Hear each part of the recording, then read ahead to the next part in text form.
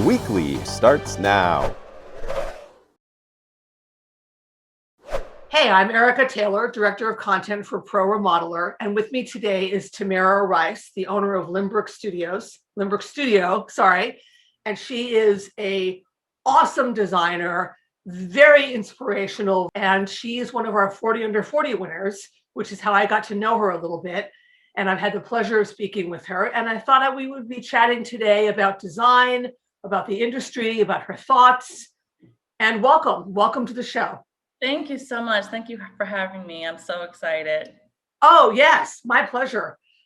So my first question for you has to do with how you got into design. It's a great story, and I'd love to hear you tell it to our audience. Yeah, I'll try and make it kind of short and sweet. So, I've always kind of had this passion, but I believe it started when I was 13 years old. I watched this movie called Under the Tuscan Sun with Diane Lane. She travels to Italy. She buys a villa. She ends up renovating this villa.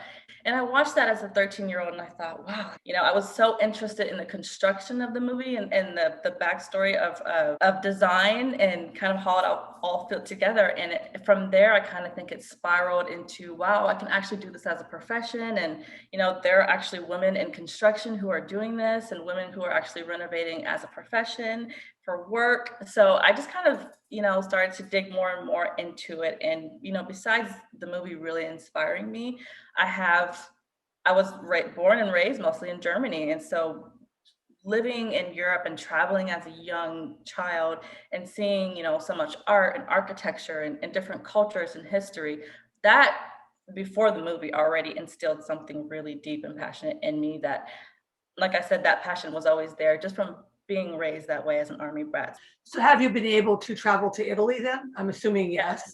Yes. One day I just hopped on a plane, solo traveled, and I rented a car. I think where did I stop first? I stopped in Venice first. I rented a car, drove straight there to Cortona, which is the town, very small town in Tuscany. Drove all the way, I think it was like 3-hour drive. Beautiful, fantastic, amazing drive. And I was able to see that villa from the movie. I was able to tour the town and talk to the locals and see the old ancient buildings and art and architecture, all the wonderful things that as a 13-year-old I saw. And I was like, wow, I want to do that one day. And now it's something that I try and do every year because not only does it kind of align me as a person, but it also inspires me as a designer. And I always come back from that trip feeling like I can do anything. So as a designer, do you draw inspiration from the timeless quality of those designs, or tell me a little bit about what it is specifically that inspires you and your work? I think it is the timeless because, and America's wonderful, but we are forever changing and I feel like we miss the historical wonderfulness of design because we're constantly building and changing and knocking things down. But when you go back to Europe and Italy, there's so much history around you. And do you bring that aesthetic of timelessness to your contemporary designs as well? I've seen some of your work. You have some mid-century modern work and some more contemporary work, but I've noticed that it's like Right. you are designing something that's going to stand the test of time.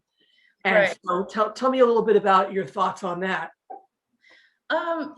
With me, like when I'm working with my clients, I try and be on trend. Obviously, I'm a designer. I need to be on trend and I need to, make sure. But in the back of my mind, I'm always thinking classic and timeless and will this stand the test of time like 20 years from now or 20 years or 10 years from now? So I try to make selections and think structurally and technically that will make sense from years later. So I try and stay away from the super, super trendy things.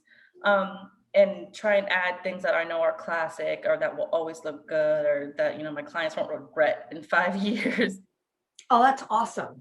Mm-hmm. And then tell me a little bit about just sort of radically switching gears here. You are obviously an African-American woman in an industry that is, to say that the industry is white is like the understatement of the year. What has your experience been like as a person of color in such a white dominated industry? It's it can be hard, because a lot of places that I go, there's not a lot of people that look like me.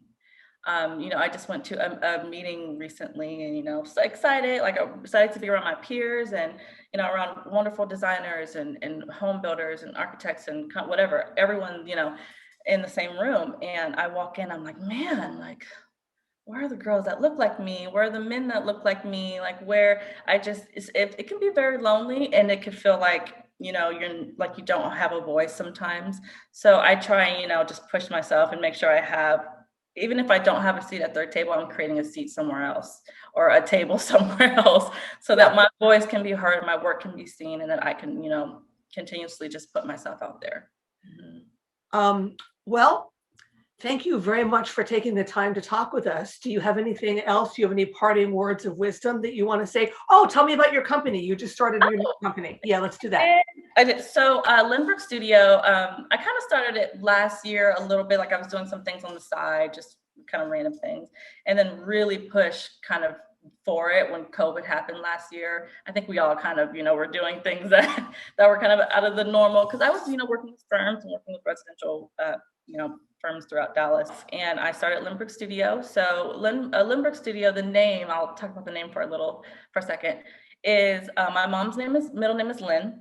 And then my one of my youngest nieces, her name is Brooklyn. So I named it kind of after them too.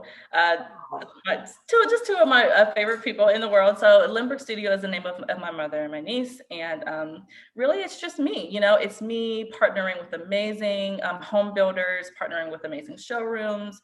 I partner with Facets Showroom in Dallas. And so I do a lot of my cabinets through them and plumbing and appliances, hardware. And then I partner with home builders such as Alair Homes and other people. So it's been really, really fantastic. Those connections that I have and the people that have been really, great with referring jobs to me and referring clients to me and just whatever. So I've been really busy, which is a blessing, and it's stressful, but it's wonderful and it's amazing. It's great to have the creative control and freedom and to kind of be able to lead my own way.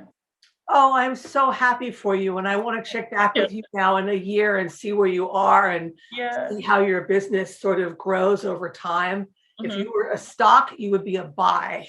Thank you. Oh, that's great. I love that. You are so welcome.